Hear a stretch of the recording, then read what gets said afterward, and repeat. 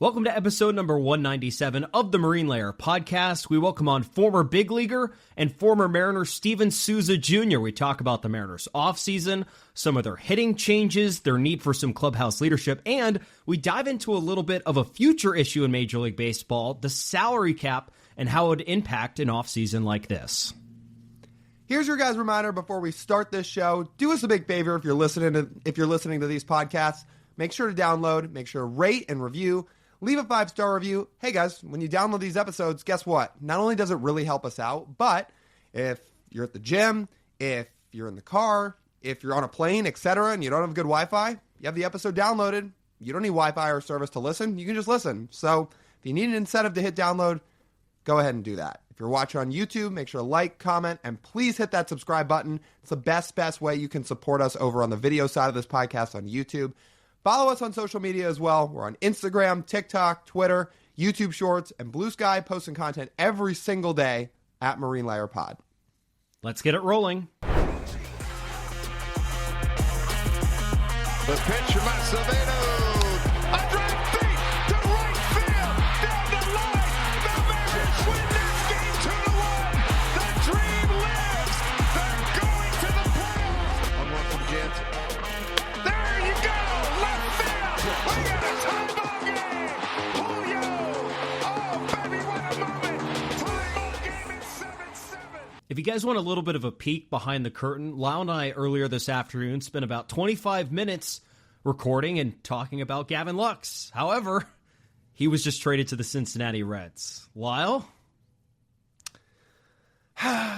Cups of the rose. The Mariners are making no moves. However you want to sing the rest of it. Thank you, Drake. Dude, what are we doing? Reds really wanted him. The Reds, I will note, for those of you who forgot about Hai-Sung Kim's list, the Reds were also made an offer for him, so I'd imagine they were in the same bucket of looking for a left-handed infielder. And like the Mariners, when they noticed a left-handed infielder was available, they went out and they traded a former third-round pick in Mike Serrata, and they traded a competitive balance A pick for him. It's a steep price for Gavin Lux. I think that's about the top level of offer that you could send the Dodgers' way for Gavin Lux. It was not nothing. In the previous recording, we mentioned that I theorized the trade could be some international slot money for Roki Sasaki if the Dodgers felt like they needed more, or it could be something on the lower level. But the Reds sent a pretty high-level package there to the Dodgers for 2 years of Gavin Lux. Now, let's just note, before I pass it back to you, Lyle, again, this is a value the Mariners could have easily matched. They have a comp A pick. Where's their pick? It's in the third. It's 33? That sounds right. It's in the 30s. It's in the 30s. And I saw Joe Doyle tweeting about this. He says after Santander signs, this Dodgers pick might slide outside of the 30s into the 40s, but the early 40s. So that's about where the pick is. And the prospect equivalent of a Mike Serrata, who was rated as right around the number 50 prospect in this past year's draft at a Northeastern. He's a really productive college hitter. So since he was right there in the 50s, it's kind of close to the value of Ty Pete. I'll conclude that from what I gathered online and people speculating, the package from the Mariners for Gavin Lux, if you're asking yourself whether or not you would have done this trade, would be Ty Pete and that comp A pick. So let me ask you, Lyle, would you have done it for that package? That is a little bit of a hefty package for a player like Gavin Lux. Now, I will say I think Pete's upside is higher and probably much higher than what Serrata's is, just in terms of Ty Pete's much better athlete. He's much younger, he's more versatile, etc. So yeah, is that a little bit of a hefty package? Sure. The problem here is, if you're the Mariners, what are you willing to give up this winter? They won't spend money because they say it's not a smart strategy. We have to get one into every episode, obviously. So there we go. Not a smart strategy to spend money on free agents, so they tell us. They won't give up prospects, or well, one, we don't really know if they give up high-end prospects. They say they would, but at the same time, no teams want prospects for proven players this offseason, so the Mariners can't make that trade. So they can't and or won't do that. They won't give up big league talent for other big league talent because they're not doing things like trading Luis Castillo. They're not trading other guys off their big league roster. They're not going to trade draft picks for big league talent or comp picks in this case. So what are you willing to give up? That is my question.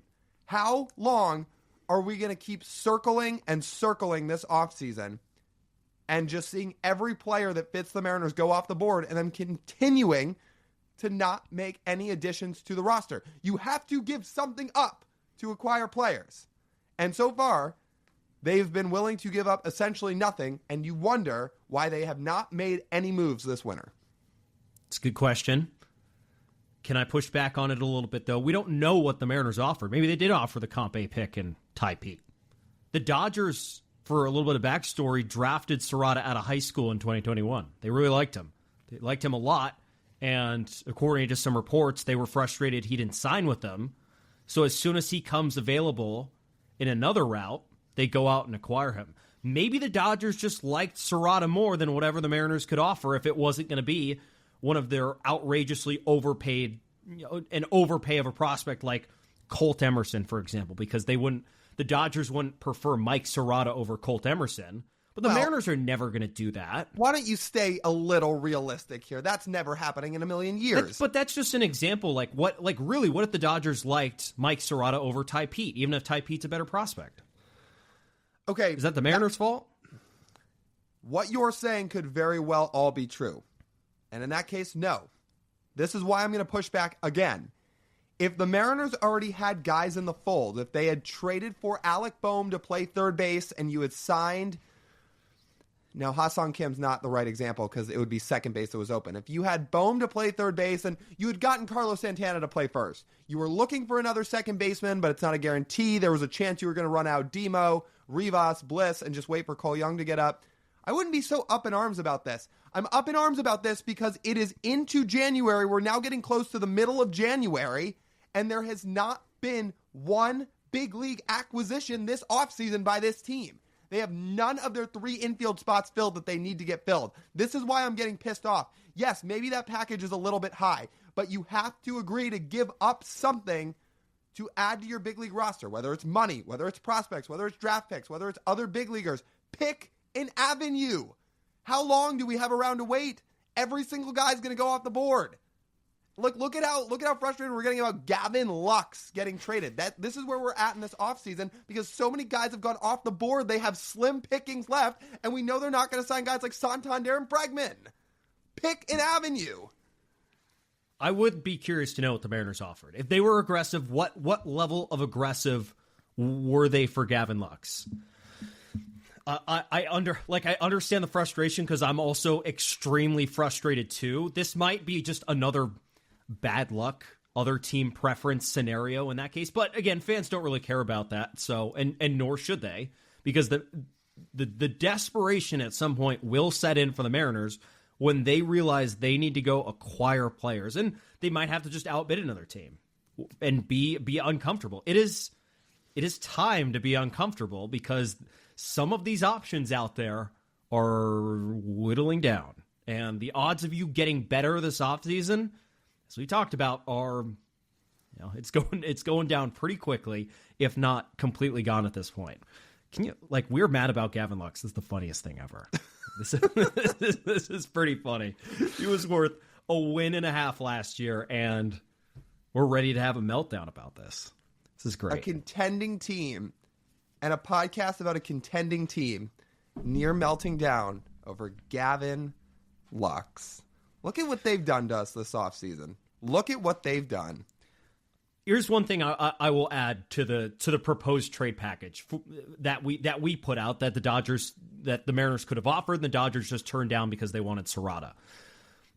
If you are out there, I just want to lay this statement out there. If you are out there and you see a Comp A pick and Ty Pete, and you say, that's too much for Gavin Lux, I don't want that. Given the current situation of the Mariners, if you truly would not do that package from a value perspective, While I respect that you are looking at the value of everything and you want them to be right and you want them to make a fair deal, okay, fine. Like, you have your logic and you have your reasoning. But why then do you acquire valuable assets if you're not willing to give them up? Yeah, it's like life. You want valuable assets in your collection. So then when you need something in the future, you have something to, like get a bank loan or like something like that, right? And it's the same thing with baseball. You have these assets in your farm system, or potentially in the future with this Comp A pick, that I feel like you should be willing to give up. And think about it in this perspective too, that when's the earliest that a Comp A pick and Ty Pete will give you contribution to your big league roster? Is it 2027 or 2028? Like, that's the earliest right there that those assets would actually bring you value to your top product.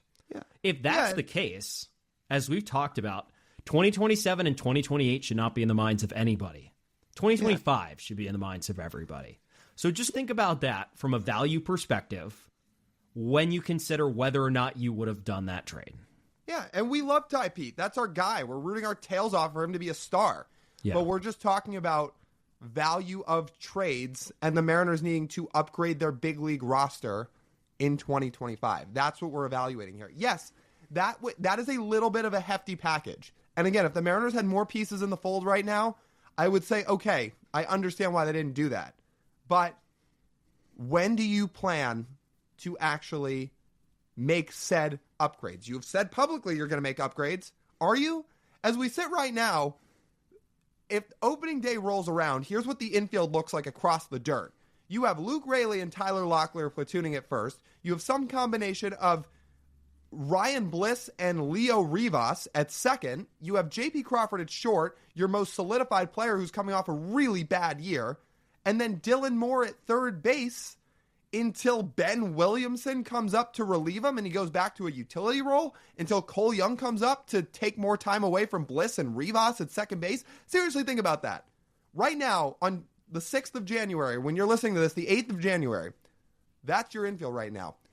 Locklear, Raley, Bliss, Rivas, J.P. Crawford, Dylan Moore, maybe Ben Williamson soon enough. You call that a championship infield? I don't. Does this make any more Reds available? Maybe this. No, I mean, the Reds reported they're going to use Lux as a super utility guy, so I don't know. Maybe that makes somebody like Spencer Steer more available. I would at least be open-minded. I don't love that idea, but again, you're running out of options at this point. You need somebody to play the corner spots, so maybe. Wouldn't that be hilarious? It would be. I don't know. Funny. You think they're going to take Juicer Boy back? Oh, maybe that's mean, but well, at this rate, do they have the moral high ground option? But I don't think the Reds would trade away Noelvi Marte. Probably not. It's a little bit too early into his career. But it does, it shuffles some things around now that Lux is there. Whatever holdup there could be for other teams would clear the way a little bit. I would like to stress this. There are a lot of options off the board. The Mariners' ability to upgrade all around their infield has gone down significantly since the start of the offseason. However, I'll remind you, the offseason is not over yet. There's still, 5 weeks until pitchers and catchers at this rate? About Give that. or take? So there's still some time. Not all hope is lost, though it has gone down. So, deep breath, Lyle. Ready? Breathe.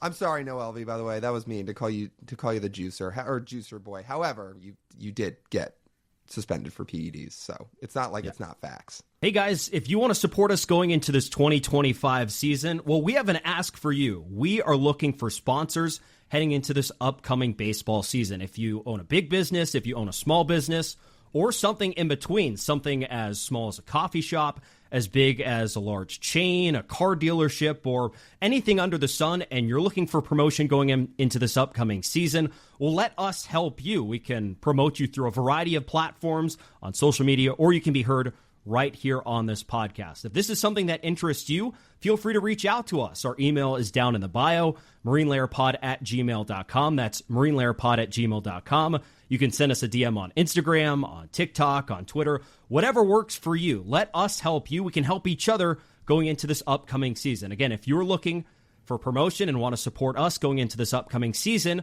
reach out to us, marinelairpod@gmail.com. That's marinelairpod@gmail.com. Let's take a pause here because we're going to talk to you guys about our friends over at Pagacci's Pub 85. That's over in Kirkland. If you guys want to plan a night out with your friends and watch some games, you guys want to play some pool or some darts, look no further and head over there. It really is an awesome time, you guys. There's 20 TVs in that place. If you want to watch football, if you want to watch basketball, there could be a variety of games on. You can watch everything. Have at it, because that's what it's there for. Also, there's awesome food, and if you go during happy hour, drink specials are $3 and $4 during happy hour. You're not going to find better deals than that. $3 and $4 drinks? It's over at Pub 85. And those happy hours are Monday through Friday, 2 to 6 p.m. Again, those are 4-hour happy hours, 5 days a week with $3 and $4 drinks. So all of that is over at Pagacci's Pub 85 in Kirkland. All right, we've got our friend Steven Souza on with us, recurring guest, 8-year big leaguer, now owner of Base by Pros. He's also a baseball analyst on KJR. Steven, are you as bored as we are this offseason? Like, what's keeping you busy? You know, seeing massive contracts like Juan Soto's getting, and watching the Dodgers try to become the Monstars. That's about all that's keeping me busy this winter, because, you know, you obviously go into this winter expecting, you know, Seattle to do something, but it just quite hasn't happened. You know, I know there's a lot of irons in the fire, if you will, and I know there's been some attempts, but man, it's been a little bit of a boring offseason, right? And then to watch, and I think everybody can agree that the expectations haven't been reached, and that's not to say it's not going to be a good year, but yeah, sitting here twiddling our thumbs in January waiting for something to move. I don't know about you guys. Like, we all understand at this point the reason why there hasn't been a move made, but the result of it, the fact that they couldn't get, we talked about, we were DMing earlier this week about Hai-Sung Kim, that being an option at a low cost. There was Carlos Santana, where the Mariners offered more years and more money, and he ultimately doesn't decide on the Mariners. So the results of all of it, have the results surprised you that they hadn't been able to land at least one of these guys that they've been in on? Yes and no, and I know that's such a political answer, but I say yes because this team is really good. I think if you look around the league, like there's the framework here for any free agent to come in that has aspirations of a World Series is there, and so, you know, you would think that it would attract at least some of these guys to come in and try and, you know, help and take them over the edge to win a World Series. And, you know, Santana obviously knows a lot of these guys here, so that would have been a great sign. But then when he doesn't, and when you see the reports that there was a 2-year offer made for him and he turned it down, you begin to scratch your head a little bit, like, what continuously happens here that is pushing these guys away? And so, you know, is it the approach? Is it, you know, the management? Like, what is the reason? Is it the ownership is unwilling to spend? Because, listen, Jerry DiPoto is a very intelligent man, right? And John is also an intelligent man, right? So I think that these guys don't get where they're at by just kind of throwing it together and just hoping it all works out. And so you just kind of take a step back and wonder what is happening inside the philosophy that's not letting these guys come in here, and why isn't there any adjustments to do that? Because, you know, as a fan, you do get frustrated. And so, like I said, I'm not surprised based on, I think, some of the reputations in the past, but I would have hoped with the change of Dan Wilson and some philosophy changes inside the offense that, yeah, they would have snagged up some guys by now.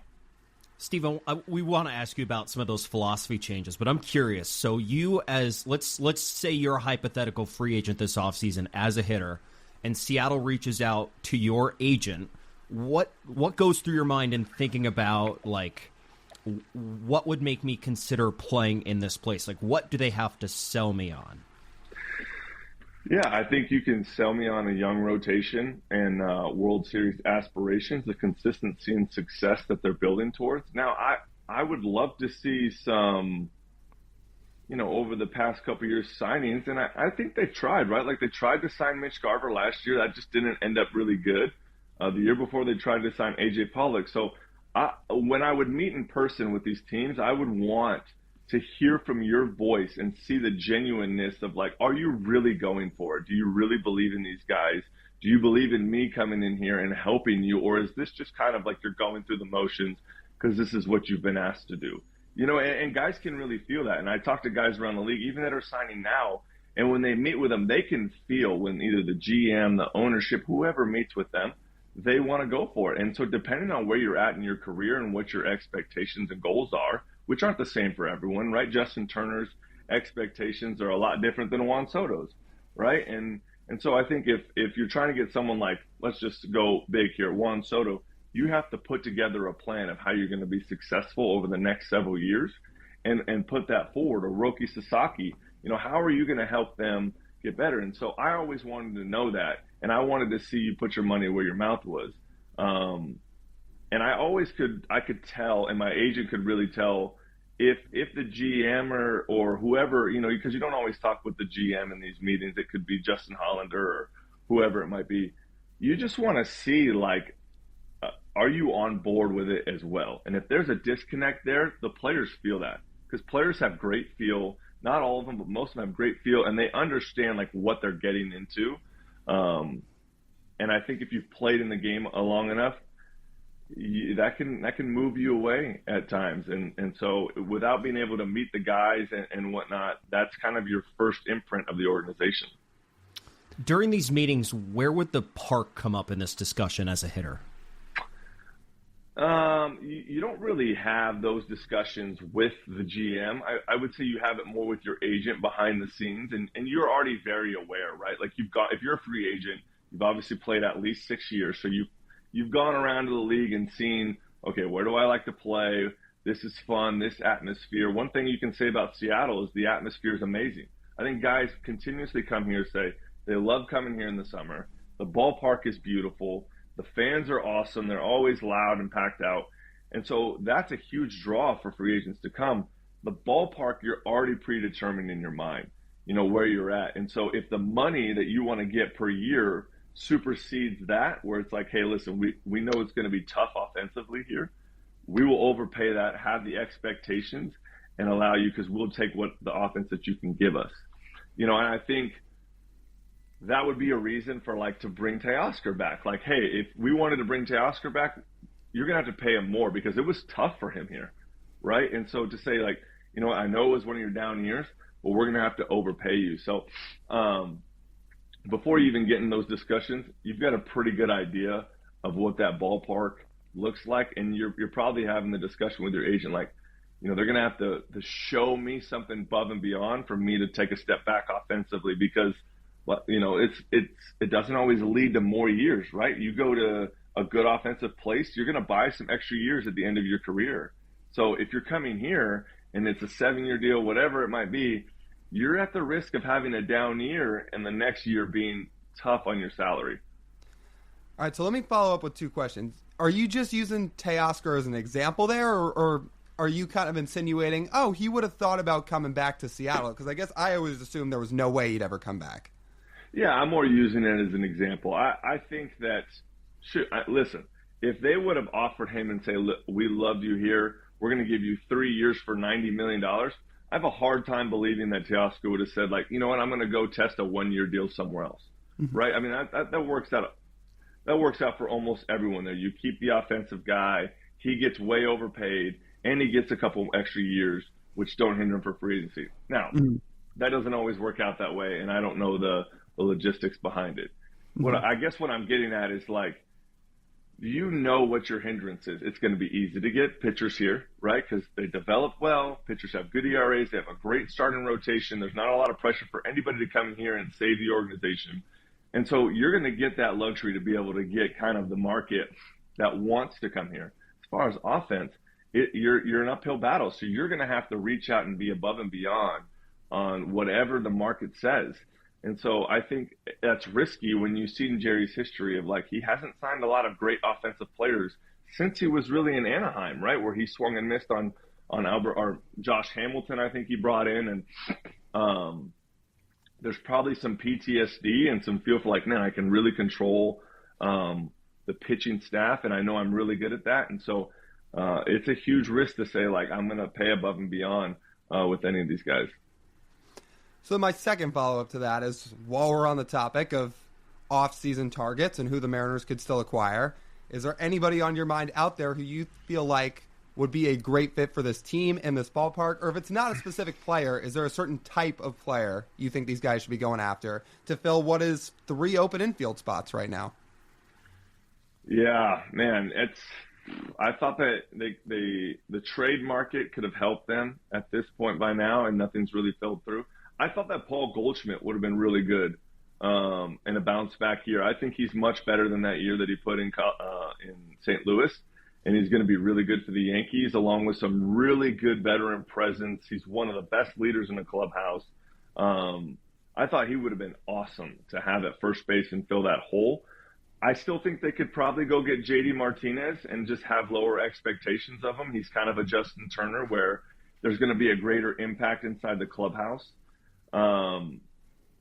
I think that the caveat with that is where they're finding, to me, what I look at in this roster, they're finding with Haniger and Garver, you're ending up putting 3 dead spots on the roster, right? Where it's like Haniger and Garver are probably going to DH a lot, back and forth, and that's 2 righties.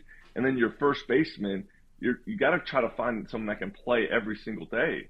So, look, I think we all want Pete Alonso to come here. That's probably not going to happen. But I think where they can fill it in is get creative with someone like Anthony Santander, who's got some left-handed power, right? Really good player, shown a history of being able to be successful in this league. And then, just unfortunately where you're at in the market, you're going to have to take a shot at third base with somebody that's like really been down the last couple of years. I saw the reports on Yohan Moncada, and I don't think that's the answer. I think everybody can agree with that that's not the answer inside the infield. But, when you get this deep in the offseason and you don't have a great plan, I think you're forced to just kind of make these decisions, Otherwise, it's someone like Brandon Drury or whoever you can piece together that can kind of just keep everything afloat. But, I really like that deal for Tristan Casas and Masataka Shohida, if that's how you say his name. And I don't know why it didn't come through, but, like I said, it's getting thinner and thinner as the days go by.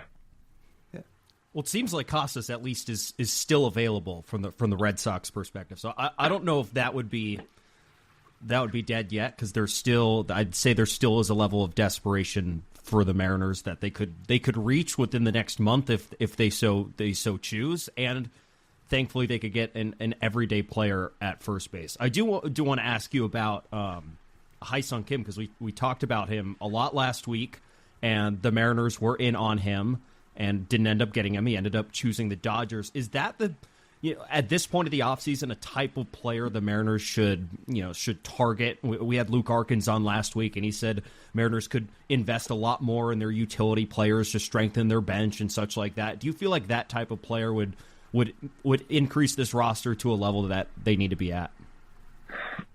Yes and no. I think at this point you're getting creative, right? All these players now are going to come with huge risks. And I think a player like Kim, you just don't know. The defensive value there is amazing. Like, he's a really good defender. I don't think anybody really knows what you're going to get offensively. I think it's a risk. I think someone like the Dodgers signing him is great, because whatever you get offensively is a bonus. As far as the Mariners, you're looking to upgrade offensively and not like kind of hope that you're going to upgrade, because that's what they've done over the last couple of years, and it just hasn't worked out. So I think if that's the route you go, where investing in the bench and just being versatile, there's some value to that, right? And being able to plug and play guys in different positions, kind of really take advantage of the platoon opportunities in different areas. And, hey, look, I think this is an opportunity for Dylan Moore to maybe get some more playing time and really show his value all over the field. Now you can kind of move him second to third and hopefully get to play every day. Listen, when Dylan Moore last year played every day for, I don't know how long JP was out, he was really, really good, and we kind of threw JP back in there, as he well deserves, and then Dylan Moore didn't play for a while consistently, and his numbers took a hit for it. So I think there's a chance that Dylan Moore can really step up and play. I know the organization really likes Bliss, and you're going to let somebody like Cole Young or Cole Emerson come up and try and help. And so if that's the case and that's where you want to invest in, that's totally fine. It's almost better you take a risk inside the organization than outside. But regardless, you have to find a way to move your offensive philosophy forward and not stall with any of the free agents that you're signing. So let's talk about that offensive philosophy. It seems like they changed at least a little bit down the stretch run of last season. How real do you think that is? Now that it seems like they're going to have to rely on that a lot more than outside help. I think it was real. In the conversations that I had with guys, the presence of Edgar, I think, and his tone and his delivery and what he was talking about was much different than what, the former hitting coaches, including Brant Brown, had said. And I love Brant Brown. I respect him a ton. I think he's very knowledgeable in what he does. I think what Edgar brings to the table is this level of calmness, right, and clarity. And everybody that you come in contact with says that about Edgar, is just that he simplifies these complex ideas so that when you go into the box, you know exactly what you want to do. And the common thing I kept hearing was external thoughts, not getting too caught up in the way that you're supposed to look mechanically in the box, but like, hey, if you think like this, if you think, hey, let's go, just a simple thought. I'm not using this as a specific example, but if you try and hit a ground ball to second base, it's going to line up for you to stay inside the ball, on top of the ball, and put all these different mechanical ideas together. And so I think you saw guys become more hitters down the stretch instead of just trying to constantly launch. That was my biggest pet peeve in the organization, was pull side homers. It just felt like everybody was trying to drive the ball out of the yard. Every situation you were just trying to get the pitch in the middle of the plate and hit it. And that's just not what baseball is. You saw the Dodgers in the World Series. They came back in that game by moving the runner, by hitting a guy over, driving it the other way, hitting a homer. Like, there's multiple ways that they beat you in this game. And I think in September and August, I think the Mariners really embodied that, and they did a good job. There was so many more games that I saw that they had these at-bats strung together with singles and then a double and a couple walks and then a knock. And those are the ways that you beat teams. You just can't constantly rely on big homers. And so I think that philosophy hopefully continues with Seitzer going forward. Do you know much about him, by the way? Have you had much run-in with Seitzer in your career? I don't know. It's all secondhand information. Guys seem to like him in the way that they interacted with him. I don't know his philosophies very well as far as hitting. I know he's been a part of a great offense over there in Atlanta and has had some success with, almost all their players in that lineup. So he's coming from a team that's won a World Series. He won a World Series with them. And, the most common thing I hear is his ability to communicate with guys and get them feeling like they're ready for the at-bat more than anything. Let me ask you this, because while we're talking off-season here and talking about players and wanting to see a commitment, you were talking about that with potential free agents, and you had that experience when you played.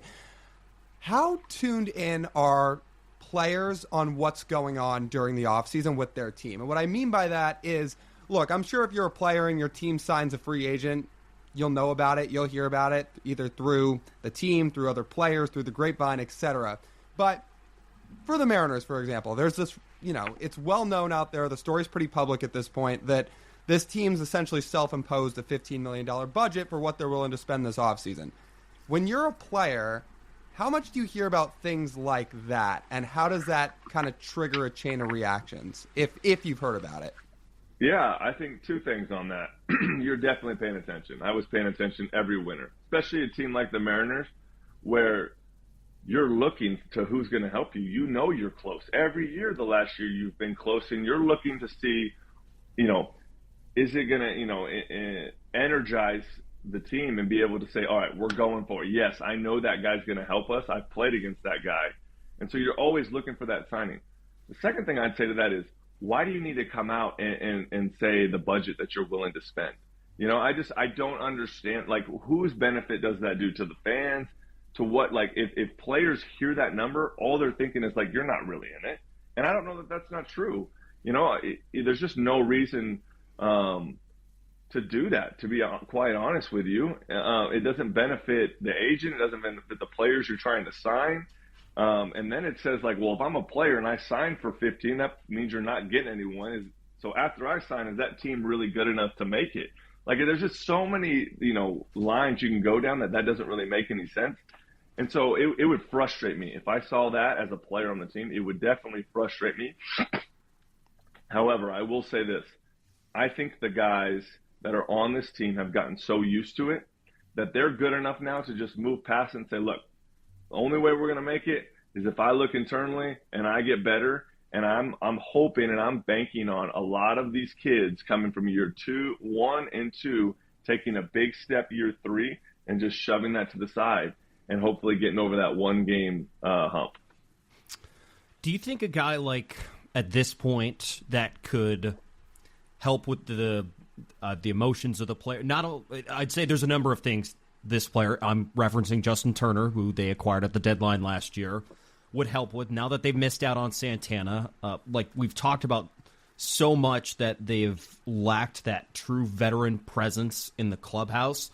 Even if there isn't the monetary payroll investment in this roster going into next season that some of the players might be frustrated in, would adding a Justin Turner at this point, not only, as we've heard about a little bit, he had a major impact on how they hit down the stretch last year, almost being another coach out there for all of these players, but you know, telling them like what really matters once they step onto the baseball field, like what kind of impact would that make in terms of keeping everyone in line, in check, or just emotionally stable going into next year?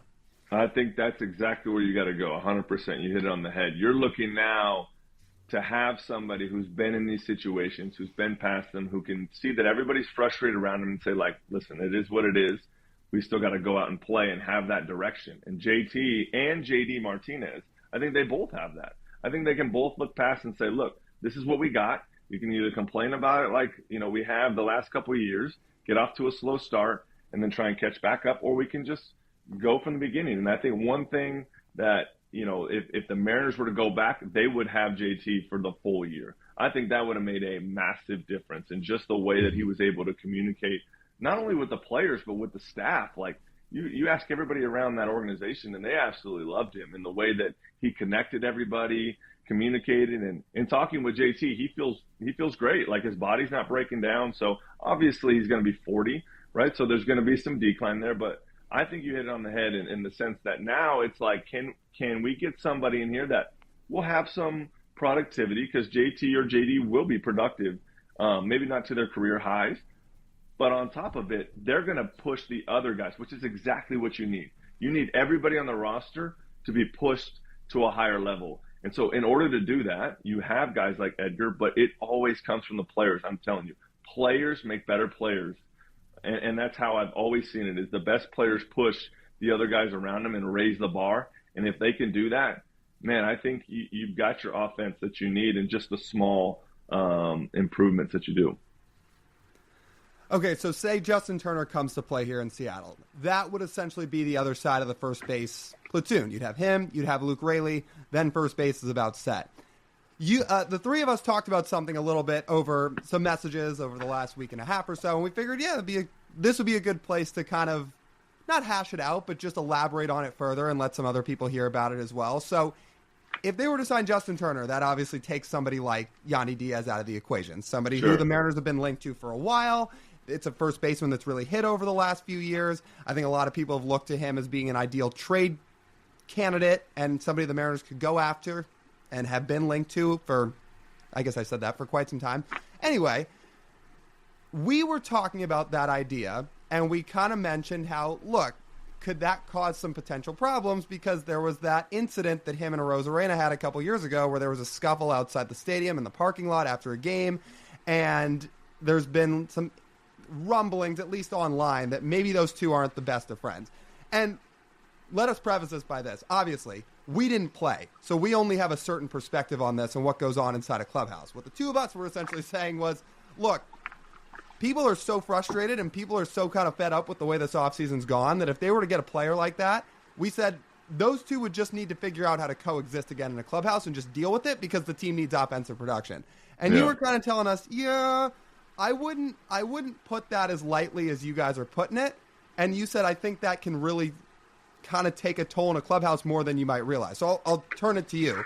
Say they were interested in that. Why do you think they shouldn't be exactly pedal to the metal on that idea? Yeah. First of all, I will say this. Desperate times call for desperate measures, right? Mm-hmm. Like, if you get to the point where you're just like, I don't know any other option, and you feel like you have the internal measures to handle it, then by all means, he's a fantastic player. Yandy Diaz makes contact. He drives and runs. I think he'd be a great addition at first base. That being said, in my experience, it's different when you have a couple guys on the roster that don't get along, but A, they don't have a long history together. B, there's been a long time away. Or C, there's kind of this, hey, he kind of plays every day. He doesn't, they won't ever really get in the way. That's not how this is, right? A, there hasn't been that much time apart. And B, they play together all the time. And they just played together. They play together in Tampa, but they will be on the field consistently, right? Mm-hmm. So there's going to be, and why that's a concern is that ends up giving you more opportunities for something to go wrong, mm-hmm. right? And to call out what Randy Arozarena did. Because from what I understand about Yandy Diaz is he's pretty straightforward, if you will, and kind of mm-hmm. tells it like it is and has high expectations and was kind of brought up in the game in the old school way and mm-hmm. kind of holds the Latin guys accountable wherever he goes. And he's also massive. I think he could bench press just about anybody on that team. And so there's a little bit of some intimidation there. And I think that coming in, he's not going to back down. And so why it concerns me here is in Seattle, there's already these distractions, right? Of, are the owners really in it? Is the GM really the guy that we want at the helm? We got to get over the hump of making the playoffs. Do you really want to add another element of distraction that's going on in the year? And listen, if it was Juan Soto and Randy Arozarena and you had this otherworldly talent, maybe I look past it, and I'm like, I think what I'll get out of Juan Soto is worth the friction that it might create with Randy Arozarena. I don't think Yandy's that good to be able to kind of surpass that level, and it would concern me. And then you end up getting guys involved in something that they were never even wanted to be a part of, right? I did tell you this, though. I said, if this were somewhere like LA, where you have all these stars, all these big veterans that can control that narrative and get them together, and their fight now looks really small, I think it would work. I just don't think the Mariners have enough veteran presence in that locker room to be able to handle that. The only person that maybe offset that is Dan. And Dan is like the ultimate diffuser, problem solver, critical thinker to be able to put those guys together.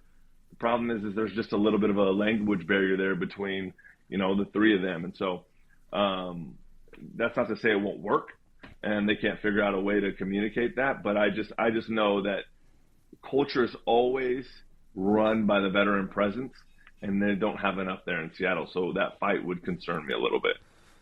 If they had Carlos Santana and say instead of playing first base, he played third base, so this would actually be a roster fit, would this be something that would be less of an issue? 100%. Like you're talking about Carlos Santana's here and then bring in Yandy? Yeah, right. And so Yandy plays third base. Like, Carlos Santana doesn't play third, but hypothetically, if he could actually play third base and the roster fit.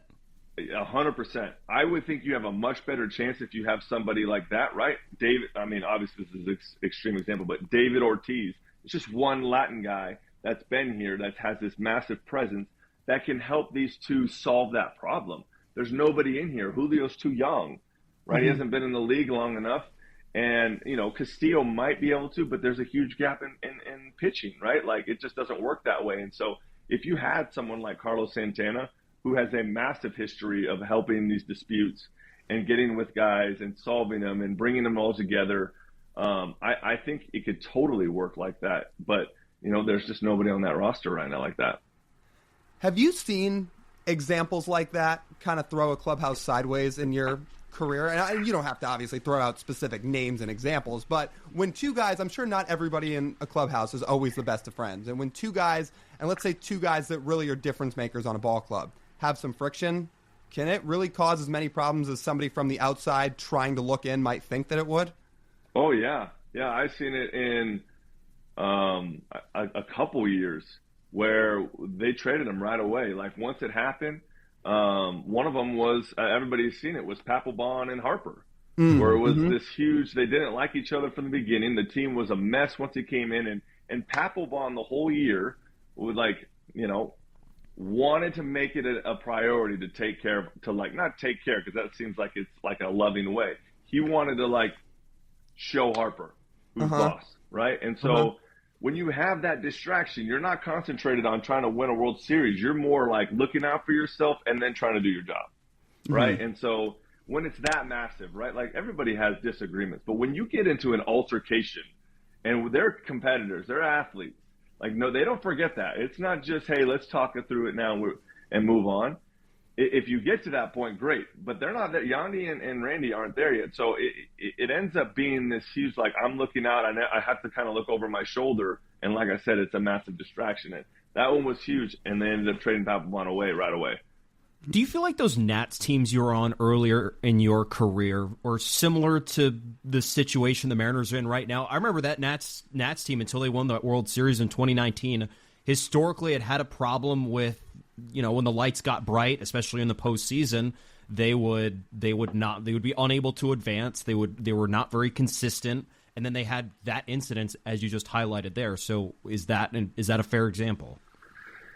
As far as, like, not performing, yes, but I mean, we made it to the World Series or the playoffs like year after year. I don't think the Mariners are doing that. We also had guys like Jason Worth, Denard Span, Doug Fister. Like, one thing you can say about Mike Rizzo, you know, he went out and got guys. Max Scherzer, he took the risk, and it doesn't always work out. Like Patrick Corbin, right? Like that's been a terrible contract.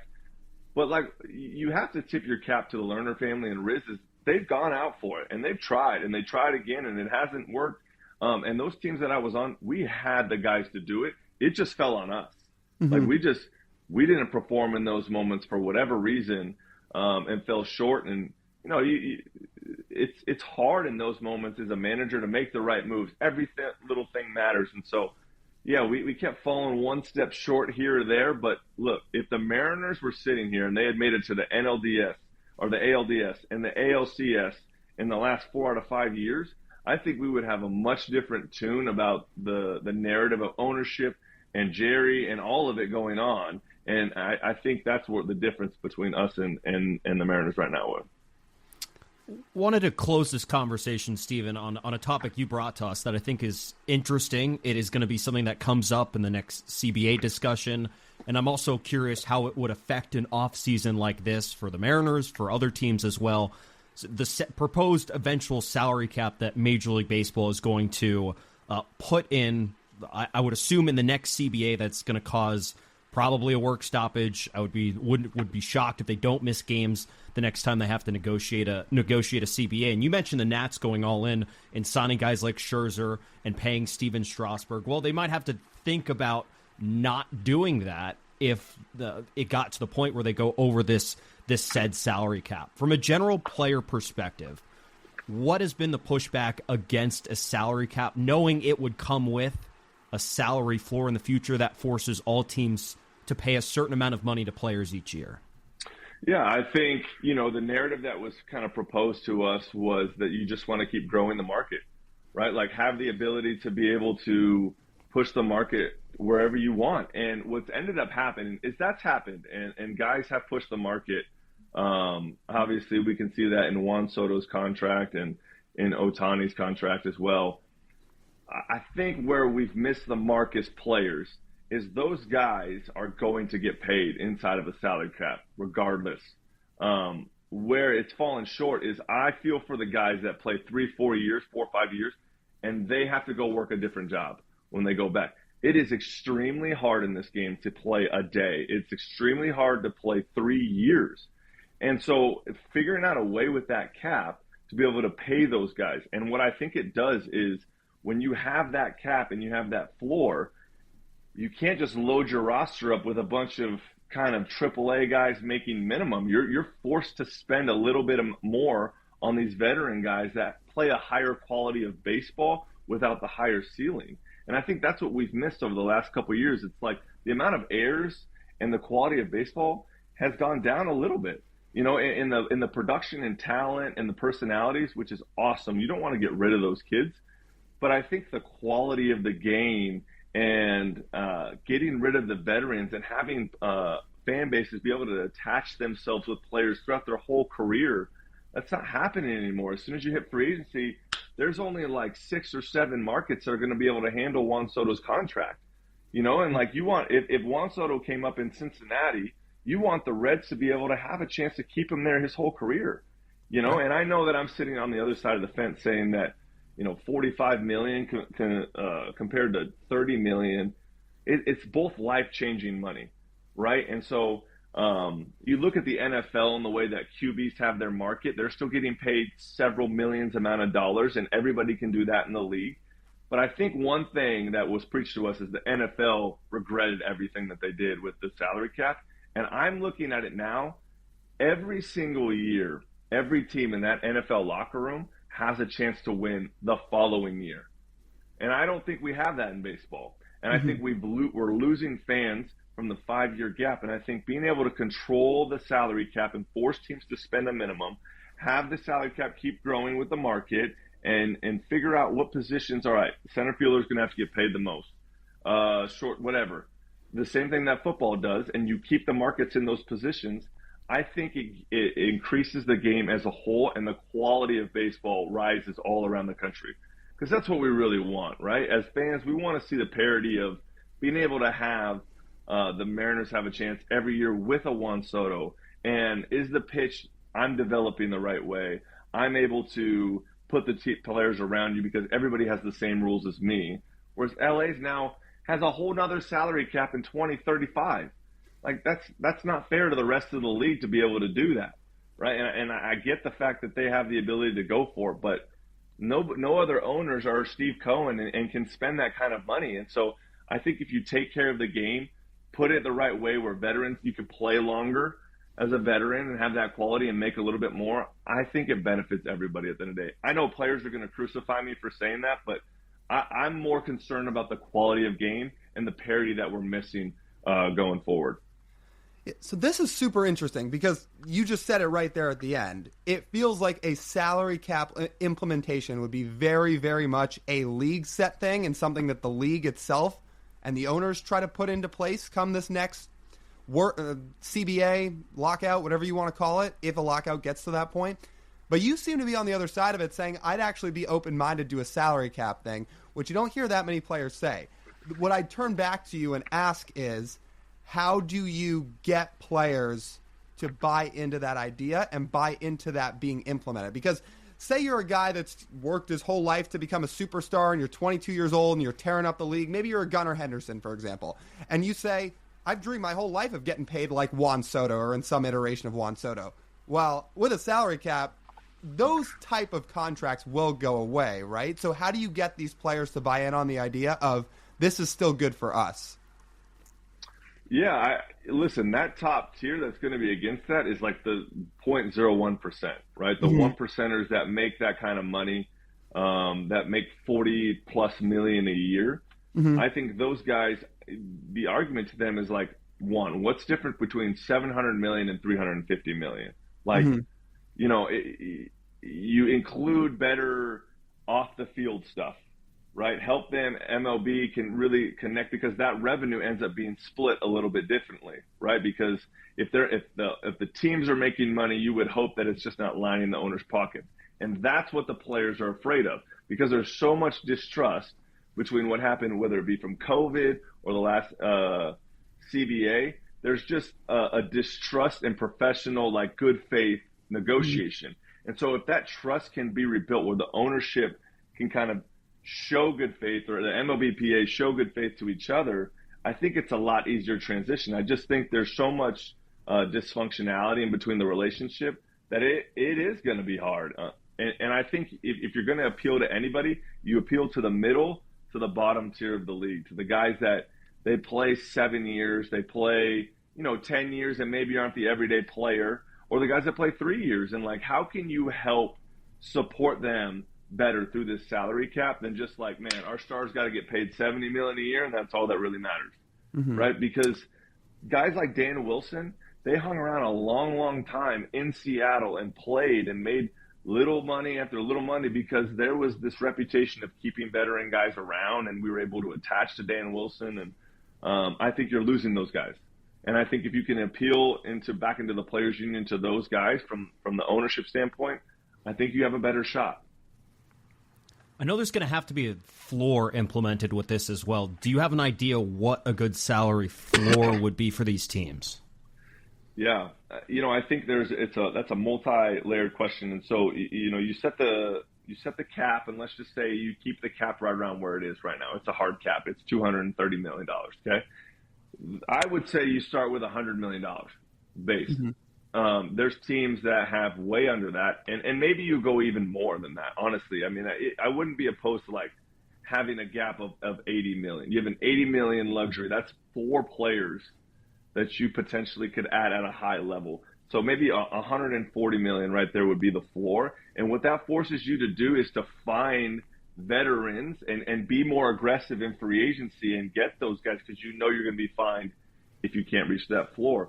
The other way you do it is by keeping your own players and getting extensions, and adding it through that way and getting those done a lot earlier. So there's multiple ways you can cover that floor, and I think being able to set something in the hundreds would be key. And then I think as that grows, the cap's going to grow.